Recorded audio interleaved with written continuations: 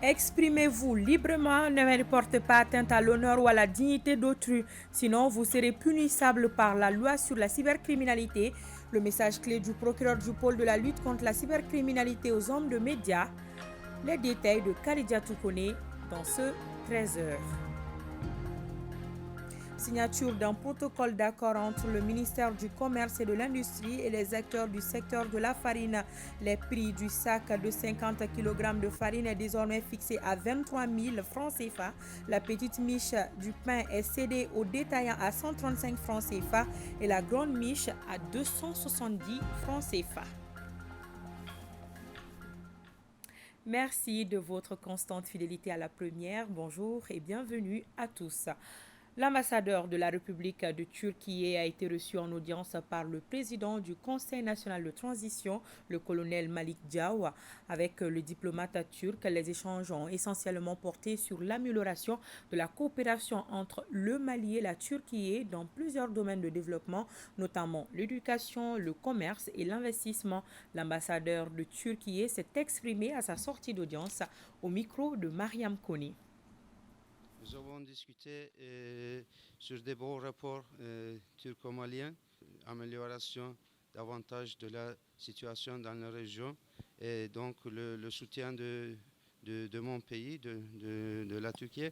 Et nous avons la formation des militaires maliens chez nous. Ce qui est plus important, c'est le développement, je pense. Donc dans tous les secteurs de développement, nous voulons être au Mali. Nous sommes déjà avancé. Nous avons fait pas mal de trajets sur l'éducation et l'enseignement supérieur, aussi le commerce, les importations, les exports, les investissements. Dans tous les domaines, nous pouvons faire beaucoup de choses. Nous pouvons partager notre expérience, les valeurs que les institutions et les dirigeants maliens sont attachés. Ce sont les mêmes valeurs que nous sommes attachés, donc la souveraineté, l'unité nationale, l'intégrité territoriale du Mali. Installation solennelle du président de la formation de jugement et du procureur de la République du pôle national de lutte contre la cybercriminalité. C'était hier sous la présidence du président de la Cour d'appel de Bamako en présence du ministre en charge de la justice. Ces installations relèvent, selon la corporation, d'une démarche innovante qui va permettre à la justice de jouer pleinement sa partition dans la régulation de la cité. Nyanya Alou Traoré, reportage. Retenez bien ces noms et ces visages, Nyambe Kene et Adama Koulibaly. Ils font désormais figure de pionniers dans la lutte engagée contre la cybercriminalité dans notre pays sous le leadership des autorités de la transition.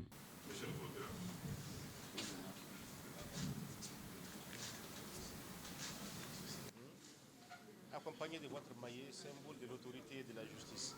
Officiellement et solennellement installés dans leurs fonctions, ce mercredi 10 janvier 2024, beaucoup de responsabilités reposent désormais sur les épaules des deux magistrats et ils en sont hautement conscients. Nous savons quand même que les charges sont énormes, les défis à relever sont aussi grands, mais on n'en doute pas parce qu'on a une très bonne équipe. C'est avec cette synergie d'action que nous comptons mener à bien les missions qui nous sont confiées pour non seulement le bien de la population, l'apaisement du climat social et voilà, un cyberespace à défaut d'être épuré totalement, mais sur lequel les infractions seront assez rares. Des différentes interventions, la nécessité, voire l'urgence de la mise en place d'un tel dispositif était réellement attendue face à certaines dérives constatées sur le cyberespace malien et qui ébranlent la sérénité de nos populations. Monsieur le procureur, dans vos actions, vous devrez aussi accorder une place aux opérateurs et fournisseurs d'accès des réseaux sociaux. Nous n'avions jamais vu de poursuites dans lesquelles ces opérateurs sont incriminés. Pourtant, ce sont ces opérateurs qui sont les vecteurs de la propagation des éléments illicites. Ils ont des responsabilités, ils ont une obligation morale, ils ont une éthique à préserver, monsieur le procureur, qu'ils ne font pas. En cela, ils entrent aussi dans le champ de votre compétence, domaine de compétence. Le représentant du bâtonnier n'a pas manqué de saluer la volonté du ministre Khashoggi pour que ce jour soit. Toute la corporation est convaincue que les défis à relever sont énormes, mais pas insurmontables. La société connaît aujourd'hui une phase de transformation numérique de grande ampleur et l'ensemble de nos systèmes sont de plus en plus interconnectés. La délinquance a investi l'espace cyber. Monsieur le procureur, vous l'avez si bien souligné, pour faire face à cette acuité, à l'acuité de ces menaces, vous devez en permanence adapter les moyens de lutte et impliquer l'ensemble de la chaîne des acteurs intervenants. Le pôle est déjà très opérationnel. Téné, de juillet 2023 à aujourd'hui, il a reçu 232 plaintes, dont 28 dossiers ont été jugés et 14 sont en instruction. Ils auront les moyens. Les adieux, nous avons déjà commencé à mettre des choses en place. Nous allons continuer à les faire et je me ferai le devoir aussi de porter leur voix auprès de mes chefs afin que très rapidement, ils aient tous les moyens nécessaires pour accomplir leur mission. Nous les encourageons à continuer cette lutte avec beaucoup de professionnalisme, avec beaucoup de rigueur. Nous savons qu'il y a beaucoup de dérives sur les réseaux sociaux aujourd'hui. C'est dû au fait que les gens abusent de la liberté d'expression. La présente cérémonie entre dans le cadre de la Semaine de la Justice, deuxième du genre. Le thème choisi pour la dite édition porte sur des réformes innovantes pour une justice efficace et crédible. Et dans le même registre, sachez que vous pouvez vous exprimer sur les faits de société, mais dans le strict respect de l'éthique et de la déontologie. Le procureur du pôle de la lutte contre la cybercriminalité était devant les hommes de médias sur le sujet. Les échanges ont porté sur le rôle du dit pôle, les infractions de la cybercriminalité. Cette initiative de la Maison de la Presse a été fortement saluée par l'hôte du jour qui a beaucoup insisté sur l'appui des hommes de médias pour la bonne exécution de sa mission. Khadija Toukouni y était pour ORTM 1. La question de la cybercriminalité est un réel problème au Mali. L'absence de texte de réglementation avait suscité une dépravation sur la toile. C'est pourquoi le gouvernement du Mali, dans sa stratégie de lutte contre la cybercriminalité, a mis en place toute une loi en 2019. Et c'est en 2022 qu'un pôle de lutte contre la cybercriminalité a été créé. Et depuis, un véritable toilettage a commencé pour mettre un frein à certaines dérives sur les réseaux sociaux, ce qui fait couler aujourd'hui beaucoup d'encre et de salive. Le procureur du dit pôle était ce mercredi devant les journalistes pour donner d'amples explications, une initiative de la Maison de la Presse. Le rôle de ce pôle en réalité est tout simple. Il s'agit juste de réguler le cyberespace. Et pour comprendre ce rôle-là, naturellement, il faut savoir que la cybercriminalité peut être définie comme étant toute infraction pénale destinée, comme on appelle, contre les outils numériques, les nouvelles technologies de l'information et de la communication, ou les infractions commises à l'aide de ces moyens-là. De juillet à ce jour, le pôle de lutte contre la cybercriminalité a enregistré plus de 332 plaintes et 28 ont été jugées. Comme quoi, la lutte fait ses effets. Les activités du pôle vont largement au-delà de la loi de 2019, puisqu'il y a la loi sur le régime de presse et le délit de presse, il y a la loi sur les échanges de services électroniques, il y a la loi sur les moyens, modalités et systèmes de cryptologie, il y a la loi sur les données à caractère personnel, il y a l'ordonnance sur l'autorité de régulation des postes et des télécoms. On a également les articles 264 à 271 du Code pénal. Cette fois-ci, il faut retenir qu'il y a une compétence qui va concerner la loi domaniale et foncière, la loi comme on appelle électorale et même le code minier, mais si et seulement si cela concerne la cybercriminalité. Donc il s'agit de faire comprendre que contrairement à ce que les gens pensent, les diffamations, les injures et autres sont seulement peut-être une partie, de la cybercriminalité prise dans son ensemble, puisque ça peut être de l'escroquerie en ligne, ça peut être des vols d'informations d'entreprises et même des données sensibles de l'État. Avec ce pôle, nos compatriotes doivent savoir que tout ne se dit pas sur les réseaux sociaux. Comme on le dit, ta liberté s'arrête là où commence celle des autres. Il y a parfois des gens qui pensent que nous sommes en train d'empêcher les gens de parler, de s'exprimer. Non, je vous rassure que ces libertés sont intactes. Et c'est seulement les excès ou en tout cas les propos de nature à inciter à la violence, à porter l'atteinte à l'honneur et à la dignité qui sont reprimés. Des questions ont été également posées sur la gestion des cas hors du Mali et le procureur répond. Les cas hors du Mali, ça n'est pas le propre seulement de la cybercriminalité. Il y a ce qu'on appelle la coopération judiciaire. Cela peut concerner les actes terroristes, cela peut concerner les infractions économiques et financières. Juste pour dire que chaque fois, et c'est l'occasion peut-être de rappeler que, comme je le disais, le pôle a la compétence exclusive et même transnationale, comme pour dire que les infractions commises sur le cyberespace, même à l'étranger, qui peuvent avoir des effets sur le territoire de la République du Mali, mettent en scène les compétences ou en tout cas la compétence du pôle de lutte contre la cybercriminalité. En tout cas, d'importants dispositifs de sécurité sont déployés pour dissuader les acteurs de la cybercriminalité. Et lors des échanges avec les journalistes, le procureur Coulibaly a soutenu que l'émergence du Mali tant souhaitée par les autorités ne saurait avoir lieu sans l'accompagnement des hommes de médias. Deuxième titre de cette édition, le prix du sac de 50 kg de farine est désormais fixé à 23 000 francs CFA. Celui de la petite miche du pain est cédé aux détaillants à 135 francs CFA et la grande miche à 270 francs CFA. La signature du protocole d'accord entre le ministère du Commerce et de l'Industrie et les acteurs du secteur s'est déroulée hier après-midi. Mohamed Kanyantao et Idrissa Traoré ont suivi la cérémonie pour ORTM 1. À 2 mois du début du Ramadan, le gouvernement apporte des réponses appropriées aux préoccupations des consommateurs maliens. Il s'agit de la réduction des prix de denrées de première nécessité, précisément la farine. La signature de ce protocole d'accord s'est déroulée entre le ministre de l'Industrie et du Commerce et les acteurs du secteur.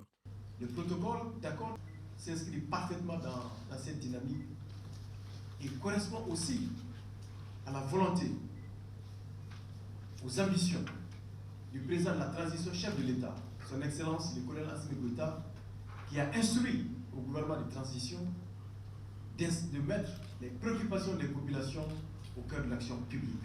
Après plusieurs mois d'échanges et de concertation, les différents acteurs de la filière pain sont arrivés à la conclusion de fixer le prix du sac de farine de blé à 23 000 francs CFA, le sac de 50 kg.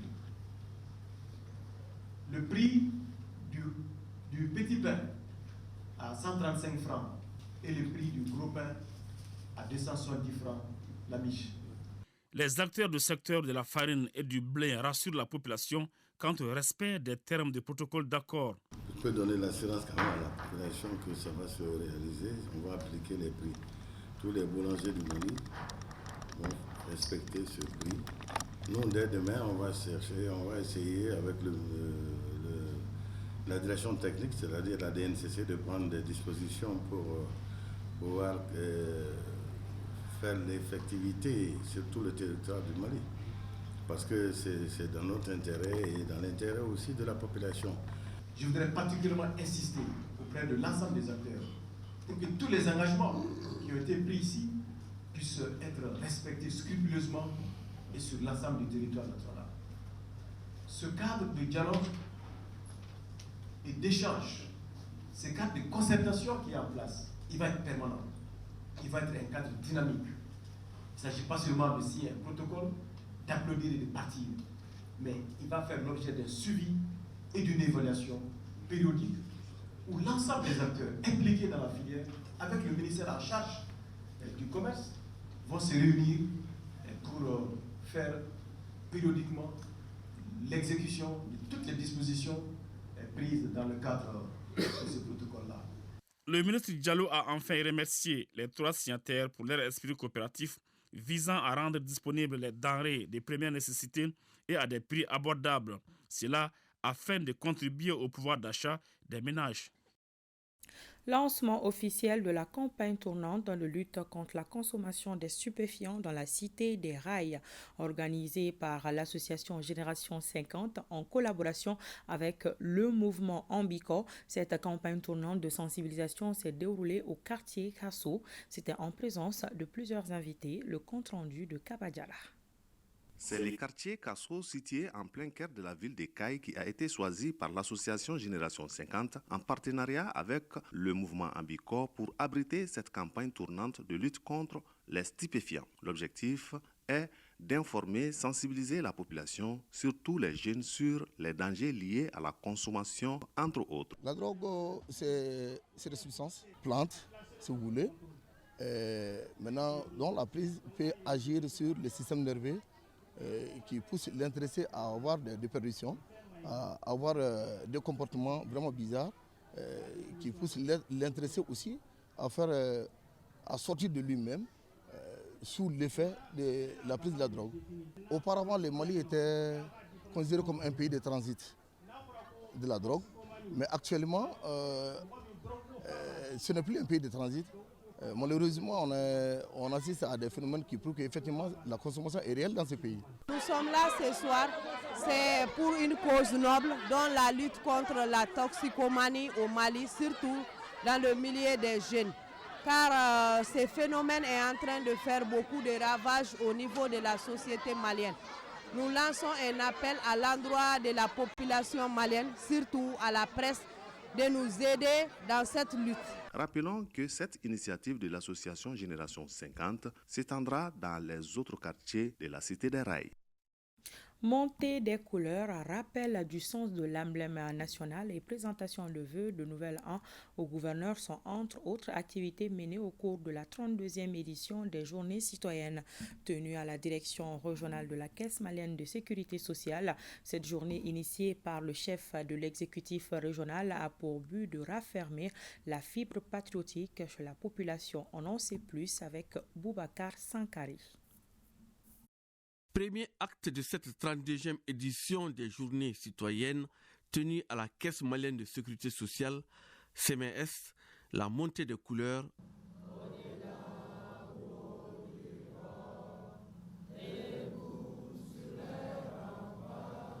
Suivi du rappel historique du sens du drapeau national et de l'objectif de la journée. L'objectif de la journée citoyenne est de renforcer la fibre patriotique en permettant à chaque citoyen, quel que soit son âge, son sexe, ses origines, sa croyance religieuse ou ses aptitudes, de devenir acteur de cette œuvre commune.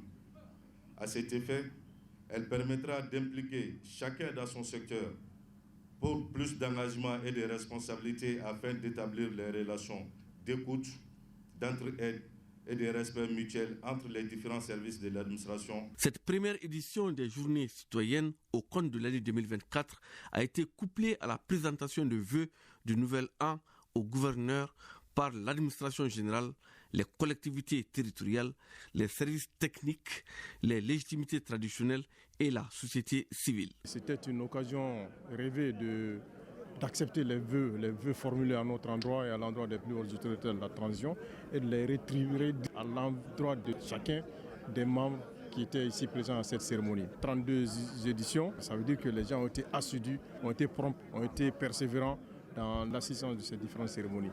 Le chef de l'exécutif régional a ensuite reçu un tableau d'honneur de la part d'un groupement de femmes pour sa contribution au développement de la région de Mopti. L'association Dou-Djoton a lancé officiellement ses activités. Créée en 2014, l'association Dou-Djoton est une association islamique. De sa création à nos jours, elle a réalisé quelques activités. Les objectifs de cette association avec Souleymane Sidibi. Valoriser le mariage des personnes handicapées, surtout les femmes, aider les handicapés à se marier facilement comme tout autre humain, tels sont les objectifs de cette nouvelle organisation qui a vu le jour en 2014. Il s'agit de l'association du Djoton, autrement dit fonder des foyers. Elle est créée pour améliorer la vie des personnes handicapées, surtout les femmes. Dans notre société, on a compris, tu vois, beaucoup d'associations ONG aident les personnes handicapées, on leur donne les moyens de déplacement, l'argent, nourriture, tout ça. Mais pour les aider de se marier, de fonder un foyer, c'est ça que les gens n'ont pas compris. Bon, on a vu, il y a conséquence de cette compréhension il y a conséquence de cela dans notre société. Les personnes handicapées ont des difficultés, ils sont vraiment gênés surtout les femmes, pour se marier, pour fonder un foyer comme les autres, pour avoir des descendants comme les autres. On a fait 8 mariages depuis notre création en 2014, août 2014 à nos jours. On a fait 8 mariages. On a besoin des personnes même d'être décideurs de marier des personnes handicapées ou bien de marier à une personne handicapée. Le président de l'association invite toutes les bonnes volontés à accompagner l'association afin que l'inclusion des personnes handicapées soit effective. C'est la fin de cette édition. Grand merci à l'équipe de réalisation et à vous aussi pour votre attention. Ne décrochez pas, restez en compagnie de nos programmes.